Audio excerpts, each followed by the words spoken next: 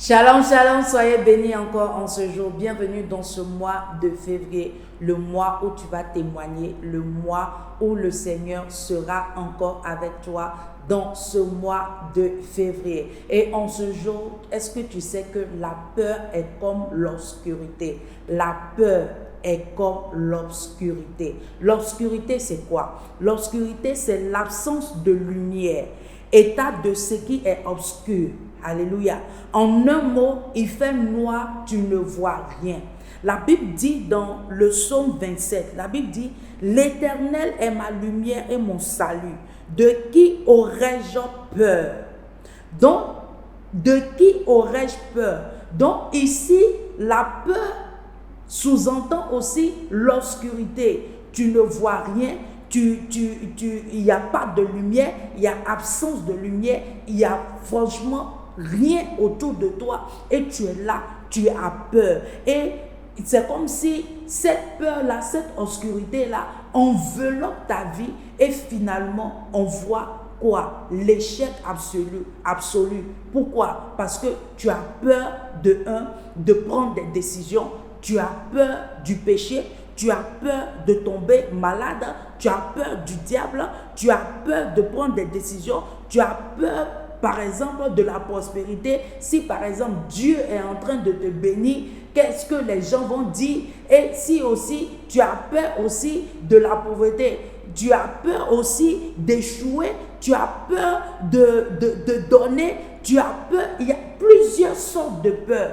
Et tous ces genres de peurs-là, quand tu t'assois, tu te rends compte que quoi? Tu te rends compte que tu rentres par exemple dans une prison de la peur et du rejet, de l'incertitude, où tu es là, tu es dans l'incompréhension, tu es dans l'incertitude, tu es dans la maladie, ou bien tu es dans un gouffre, au fait, genre tu te retrouves dans une prison où toi-même tu te fais tout un film. Ça c'est quoi? C'est, disons, l'obscurité totale, où toi-même tu te mets dans une prison et chacun d'entre nous, un jour ou l'autre, s'est retrouvé dans cette prison de la peur. La peur c'est quoi? La peur, selon le dictionnaire biblique, c'est la crainte. C'est la crainte, c'est la terreur. Tu es terrifié. Tu ne sais pas, mais tu es terrifié. Tu es là, tu as peur de quelque chose. Non, et je suis, genre, toi-même, tu es là dans tes pensées, tu as peur de quelque chose. Si je prends cette décision, est-ce que tu as peur?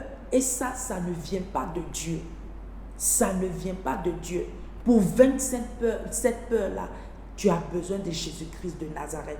Et tu vas prendre avec moi Luc 22. Luc 22. Luc 22. Tu vas prendre avec moi Luc 22, le verset 53. La Bible dit quoi? La Bible dit, lorsque j'étais tous les jours avec vous dans le temple, vous n'avez pas étendu vos mains contre moi. Mais c'est ici votre heure et le pouvoir des ténèbres.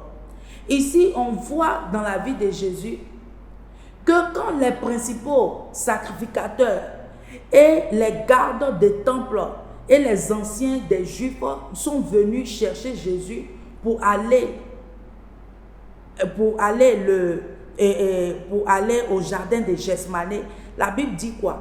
Que il leur a dit, c'est ici votre heure et la puissance des ténèbres.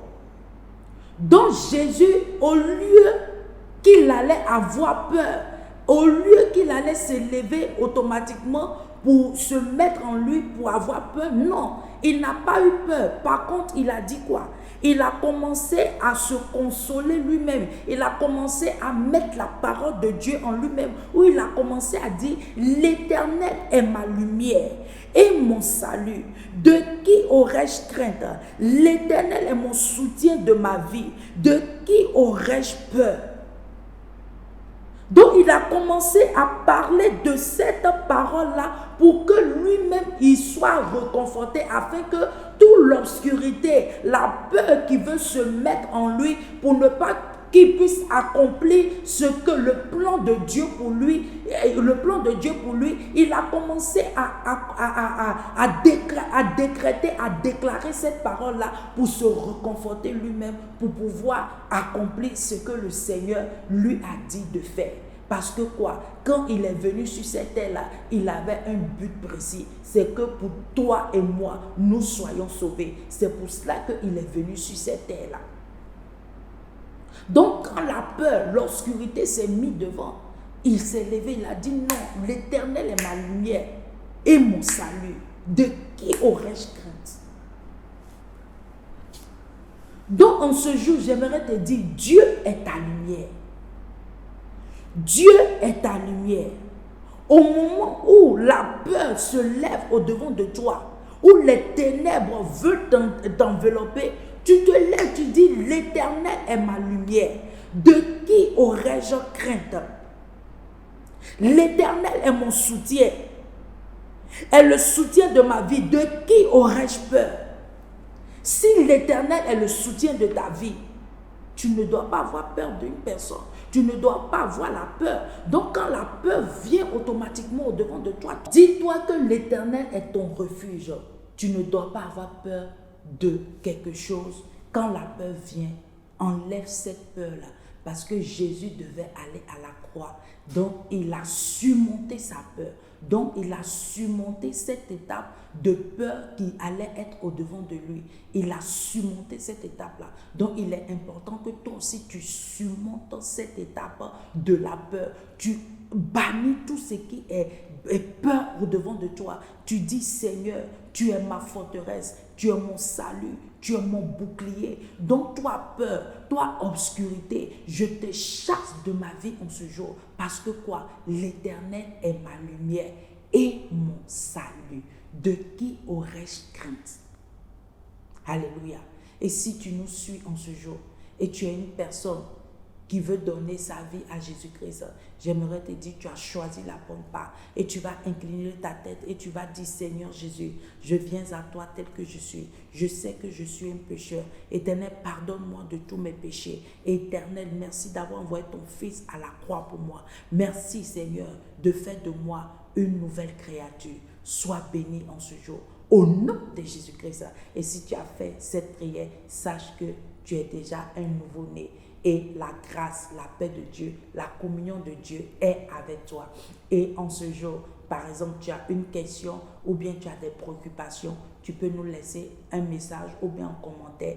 Soyez bénis, c'était Vie Glorieuse avec Essena Moti. N'oubliez pas de partager, de liker, de commenter et surtout d'inviter vos amis. Soyez bénis, shalom, shalom et la victoire continue. Soyez bénis.